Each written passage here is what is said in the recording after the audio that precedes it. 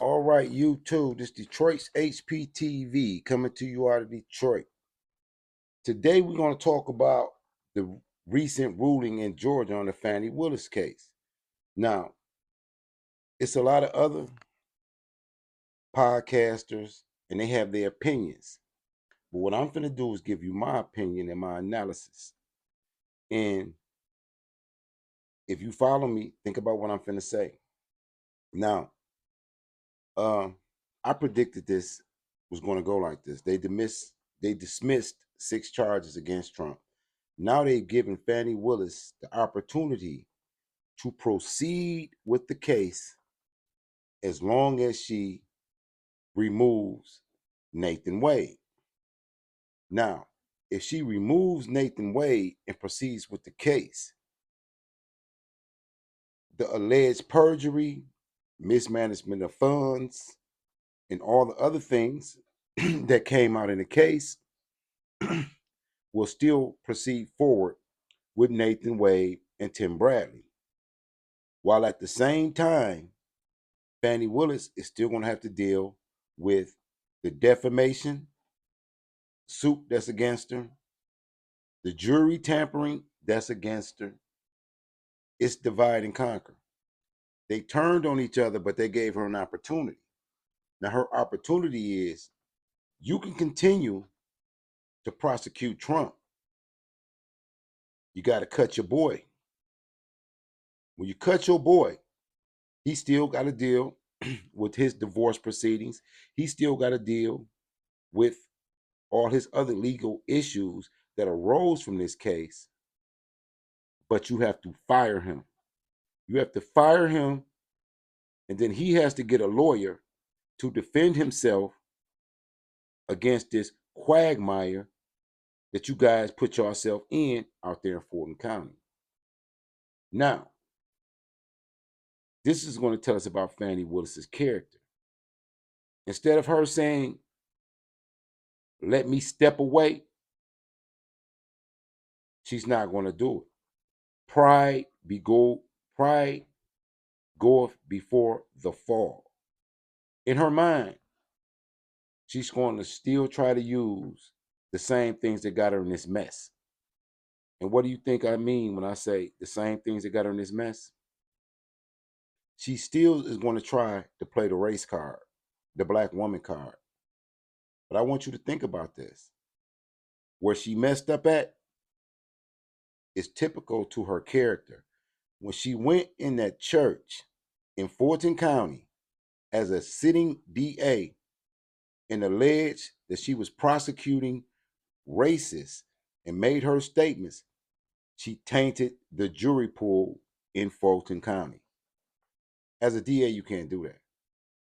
As a DA, you cannot go to the public and criminalize the people that you're prosecuting because they're innocent until proven guilty.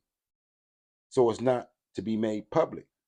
So why would you go to the church and talk knowing in Fulton County, these are the jurors? So when it comes to that time to where if she ever gets to actually see Trump in a court of law, who's going to be the jurors? Not nobody from Fulton County. She's already tainted that jury pool. Think about what I said. She went and she made those statements in that church in the public against the people that she's prosecuting and alleged that they were all racist. So who's going to sit on the jury? Black people from Fulton County? The jury pool that you've already tainted? But she's not looking at it like that. And most bloggers and people that's talking about this case, they're not looking at the elephant in the room. How you going to prosecute a person as a sitting DA when you yourself has already compromised the jury pool, which is that whole county? So the only way Trump can get a fair trial is if it's moved to another county. So the judge, he really saved himself. He gave her an opportunity, let it go. At this point, Fani, you have to let it go and go try to keep yourself out of jail because this is just the beginning. We haven't even dealt with the 19 people that died in your jail under your watch. That's coming up. The whistleblower that you fired is suing you. How is she going to be able to prosecute a case when she's being sued and she's being in court every day? Because they're going to keep her in court every day. Wouldn't you? It's simple.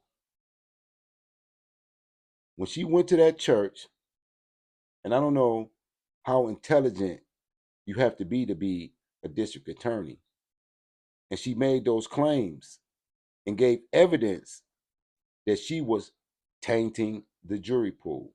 She was making the constituents in her county biased against the people that she was prosecuting. She's done this before. She was prosecuting a person and at the same time funding their political opposition, and she was warned by that. So when they say, oh, it's all about the relationship is just what opened the door. What's really going on now is if you don't step away, you can't win because you have already came out and said these things to your constituents about the people that you're prosecuting. This is hubris at its highest. This lets you know that people don't really think things all the way through. They never have an end game. In her mind, her end game was I'm going to prosecute Trump. I'm going to interfere with the election, not knowing that no, what you're going to do is put yourself up under a microscope, and people are going to get a chance to look into how you really do business. And now that's an issue.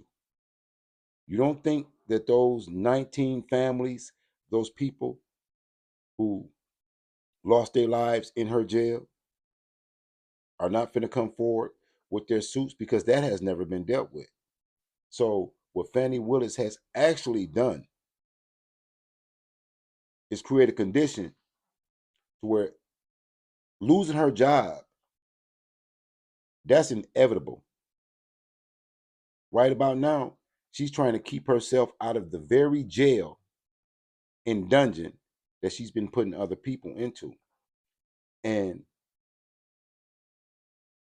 I don't see that's possible because her arrogance is going to make her do this. She's going to fire Nathan Wade. He's going to have to deal with all the allegations and charges that are coming to him without a job. The other guy, Bradley, he's going to be dealing with legal issues as well. While Fani holds on in her mind that she's actually is going to be able to prosecute Trump. Not even looking at the fact that she's going to be fighting her own civil and possible criminal cases. And it's obvious if you have a clear eye, you can see jury tampering. She's already being charged with jury tampering.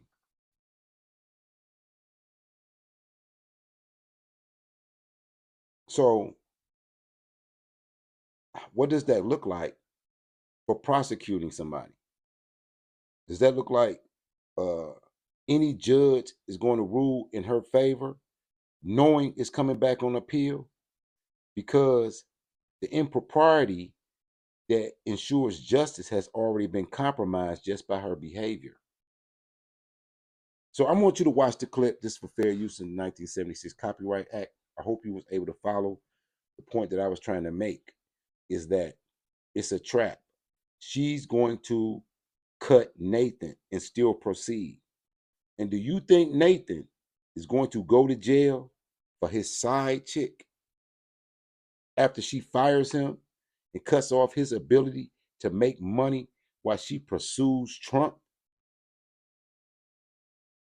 You think he's going to go to jail for it? If he do, he's dumb.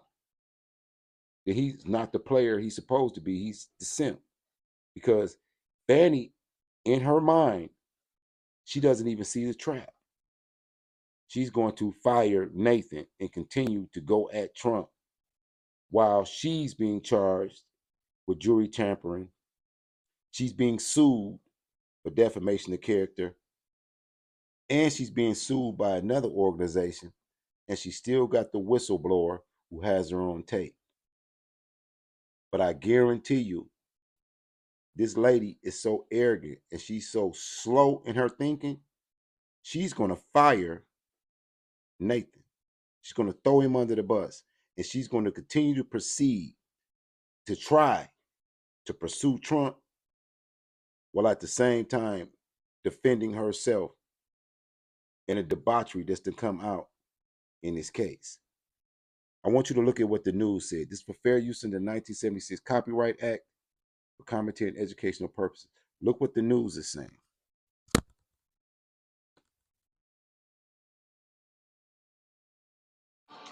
It's 10 a.m. in Georgia, where we are following breaking news. Judge Scott McAfee has ruled Fulton County District Attorney Fani Willis can continue to prosecute former President Trump's election interference case. But she has a choice to make. The judge tells Willis if she stays, Special Prosecutor Nathan Wade must go. Wade is the man with whom she had a romantic relationship with and hired to join the case. We want to bring in the CBS News campaign reporter Katrina Kaufman and CBS News Justice Department reporter Robert Legary to break down the decision. Thank you both for joining us. Katrina, let's reset for the audience. What does this ruling mean for this election interference case? It means that the case can move forward. Either the district attorney, Fani Willis, or special prosecutor Nathan Wade, who she had a relationship with, have to step away, though, because the judge says while he finds no actual conflict of interest here that would fully dismiss the prosecution's office or the charges, there's still an appearance of impropriety over this case that could really threaten the public perception of it. And the judge is really concerned about the integrity of the case, the integrity of the justice system, and his own integrity. I was struck by one thing he said on a radio program, I think it was a week ago, and he talked about how he has 2 children, and in the future, when he's talking to them about the cases that he presided over, he said, I want to look them in the eye and tell them that I played it straight and I did the best I could. And he really took this decision very seriously. This has almost become a trial within a trial, this trial about Fani Willis and Nathan Wade. But really, the issue here is a very important election interference case against Donald Trump and the other defendants, and that now will be moving forward. Yeah, so speaking of that, timing is significant here. Robert, could we see this case happen then before the November election? What's the likelihood? I'm never one to engage in predictions like that, particularly in cases as complex as this. There are a lot of defendants, a lot of high-profile defendants, and some interesting, legal arguments that are still being made. The former president put out a statement today saying that they're going to proceed on legal grounds in this matter. So it remains to be seen whether or not this is the end of this specific question. And so really whether or not this goes to trial or not in November remains to be seen. I did want to make one point concurrent with what Katrina was talking about in terms of how the judge saw this in relation to the court itself. He says that, quote, when this danger goes uncorrected, so the danger that he sees of this potential impropriety, it undermines the legitimacy and moral force of our already weakest branch of government. And actually goes on to quote the Federalist. I'm going to interject right here. You heard what they just said. If she continues to stay on the case and goes forward, the impropriety alone is ground for appeal. What judge wants to preside over a case that he knows is coming back on appeal? Because Fani Willis ain't got enough sense to step away and let it go. She's like a dog with a bone. She wants to proceed with the case with all the improprieties, with all the allegations, knowing that everything she's done is grounds for appeal if she wins,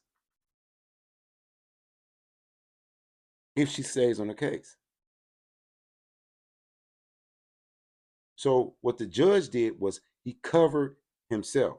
He played it fair. He gave her a choice.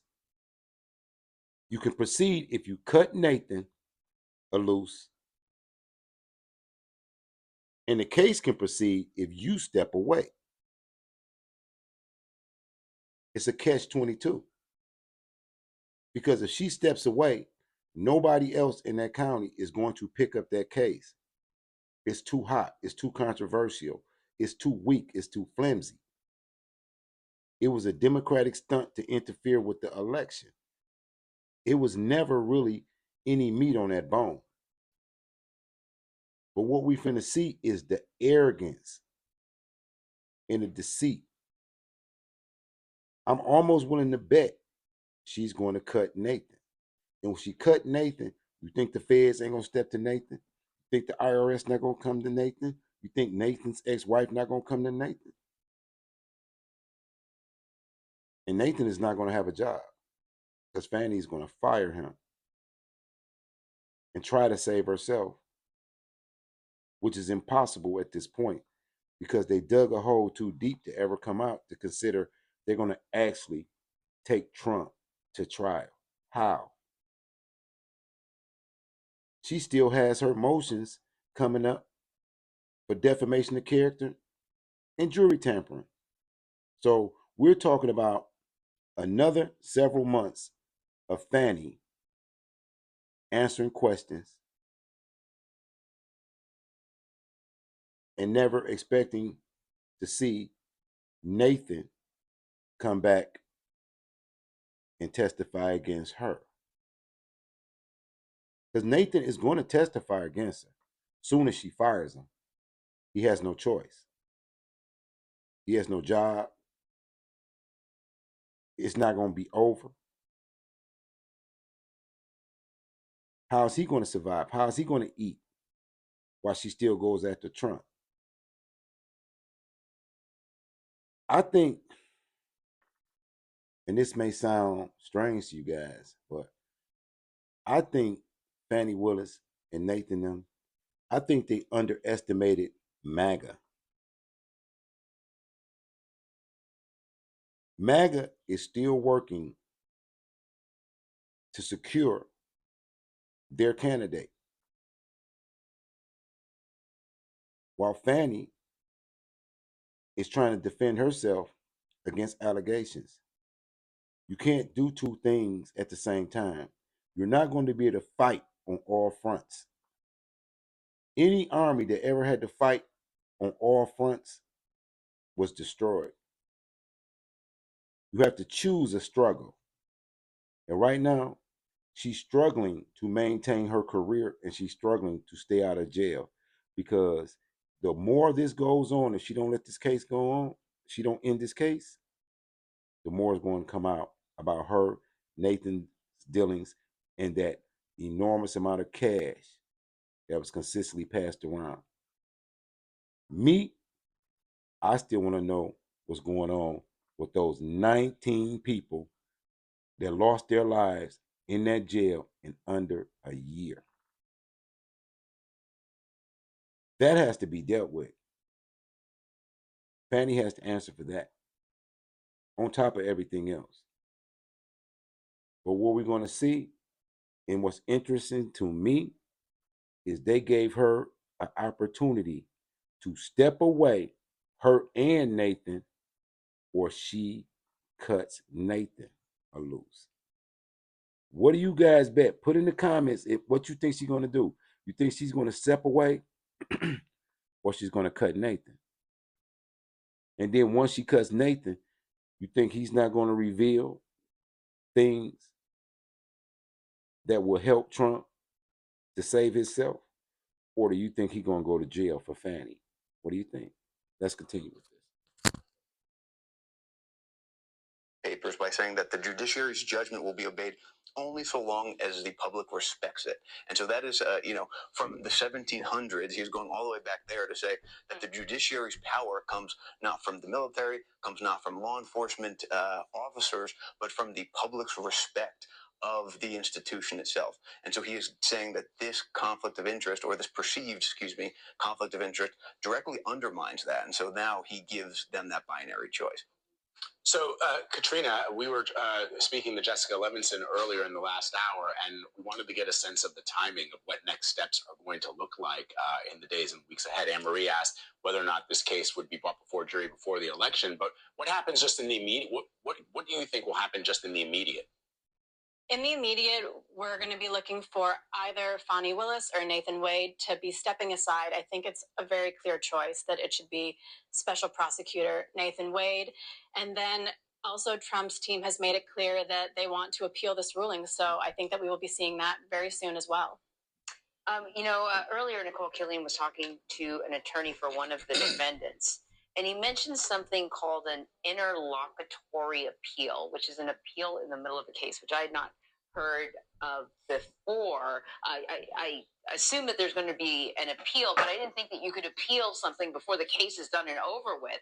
I don't know if either of you could speak to that as sort of a tool and how that might be used with this case. I mean, we're already seeing that with the DC election interference case. This appeal that's going on with the issue of immunity is also an interlocutory appeal that's happening before the case has even gone to trial. So that's very possible we could see that with this case as well. It's clearly a strategy of former President Trump. And Robert, no doubt you have perhaps already seen the statement from former President Trump's lawyers, which reads, Now, to my subscribers, let me tell you the real meaning of an interlocutory appeal. Every ruling in a court proceeding can be appealed if there's grounds for appeal. So this very ruling where they gave her a choice can be appealed, which means Fani Willis and her prosecution team will be tied up in court dealing with appeals and dealing with motions while the citizens in her jail are in limbo, languishing in that dirty, dangerous jail while the prosecutor is fighting cases to defend herself. Think about that. People are sitting in jail with a backlog trying to get out of jail while the sitting DA is defending herself in court against all kind of allegations. Fani Willis, I don't know how she got to be a DA. She criticized the expert who did the phones tracking. That's the same system that she used to lock up people she put under RICO. And she discredited that. So all of them are finna be appealing. This is a mess. If you sitting in that jail, in Fulton County Jail right now, and you're watching this and you seeing this, and she's discrediting herself and everything about her office, wouldn't your lawyer be appealing and trying to get her recused and get up out of there? This is a quagmire for Fulton County. But the main concern is not even Trump. It's the people in that jail, in that dungeon, in that hellhole. What about their lives? Nobody is talking about that. And that's strange. Are we so politicized that we don't pay attention to the human lives that are being lost? And I can say that because 19 people lost their lives in that jail. One was even eaten by bed bugs.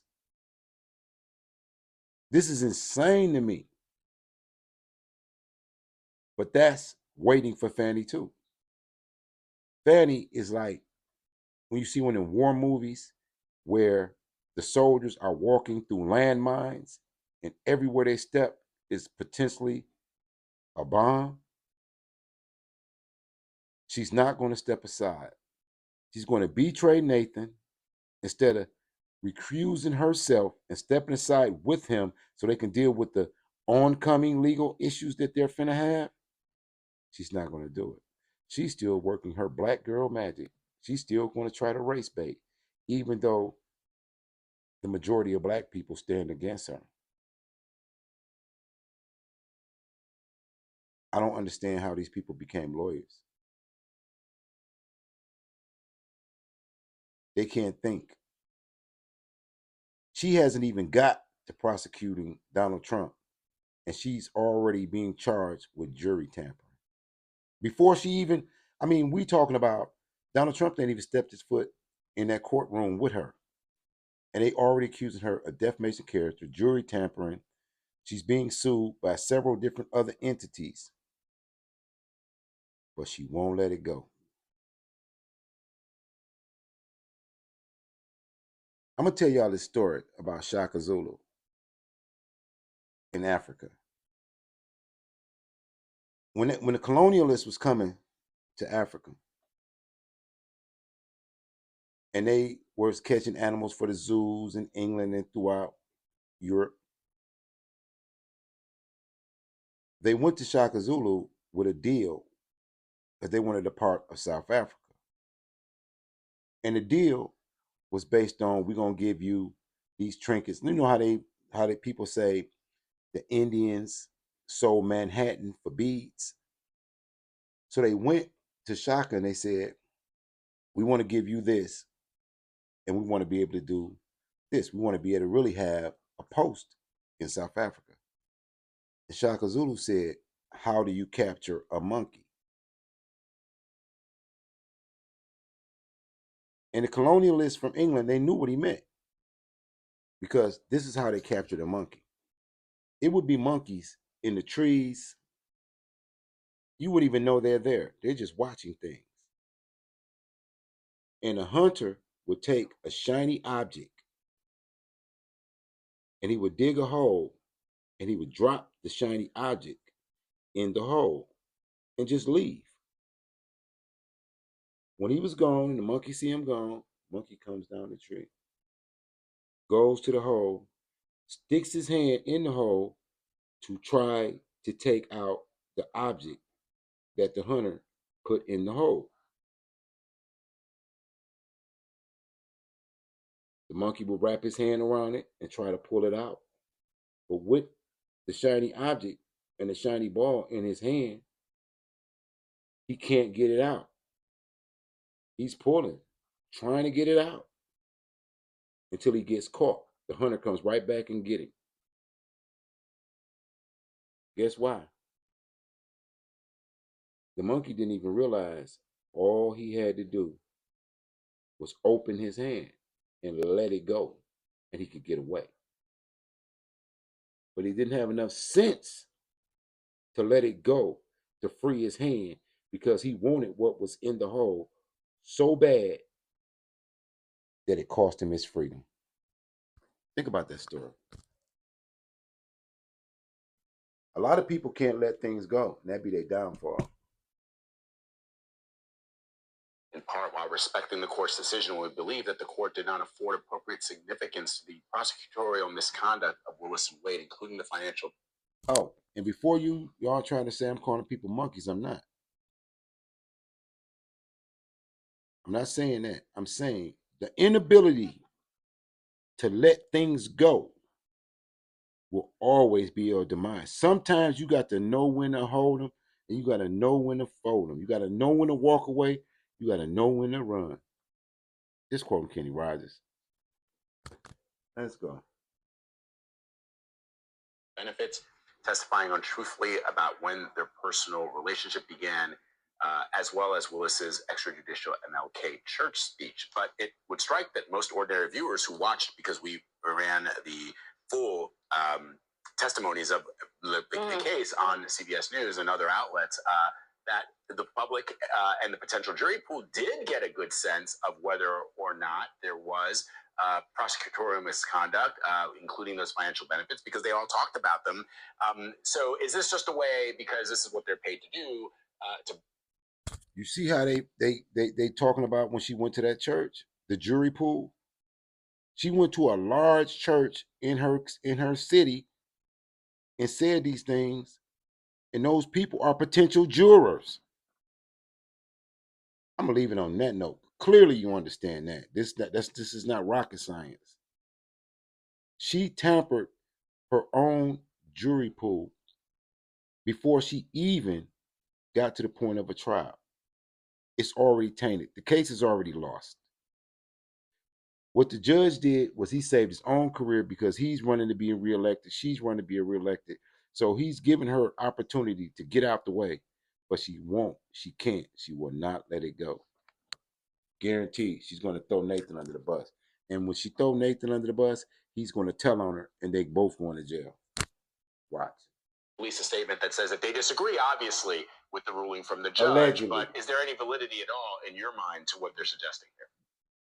It's important to remember that when a jury is sat in a trial, right, they're looking at the strength of the evidence that the prosecutors bring, as well as the credibility of the prosecutors, and then the credibility of the defense and any arguments or holes that they can poke in the case. And so, as we know, prosecutors' goal are not to bring charges, but to get convictions on charges. And so that is what we see here underlying in this decision as well, and then what we see in the statement from the former president's attorneys. They know that the prosecutor's goal is to prosecute and to get a conviction. And so anything short of that is a loss for a prosecutor. And so, when a jury then has to sit and decide the credibility of evidence, the credibility of the people presenting the evidence on both sides. And so, I'm sure that when this case goes to trial, if this case goes to trial before the election, there will be questions about: did you watch this testimony? How aware are you how aware of these allegations are you?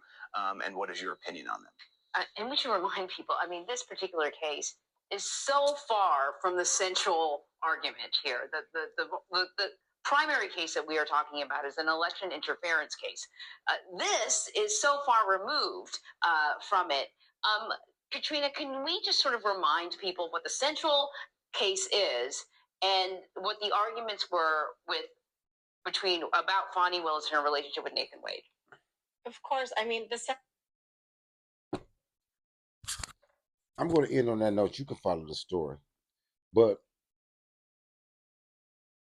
use your logic. If she's already being accused of jury tampering, how can she actually secure a conviction that won't come back on appeal? She knows this. The judge knows this. He gave her a way out if she wants to keep the case in Fulton County. But since she's already tainted the jury pool in Fulton County, it has to go out of Fulton County, maybe to Cobb or somewhere else if somebody will pick it up. But at this point, it's over. It's over. And the only thing left is for Fani Willis and Nathan Wade to decide if they want to let it go or they want to continue to go against the will of the people. You cannot take the will of the people away about who they want to vote for. You're trying to keep Donald Trump off the election in Georgia as if the people in Georgia don't have a right to choose a candidate. And you made all these mistakes. Let it go, Fani. And if you don't, I'm just going to say this. Nathan, don't go to jail for her. Don't go to jail for her. Peace. Santa to y'all out of Detroit. Keep your hammer swivel. Salute to all patriots. Somebody tell Nathan, don't go to jail for her. Peace.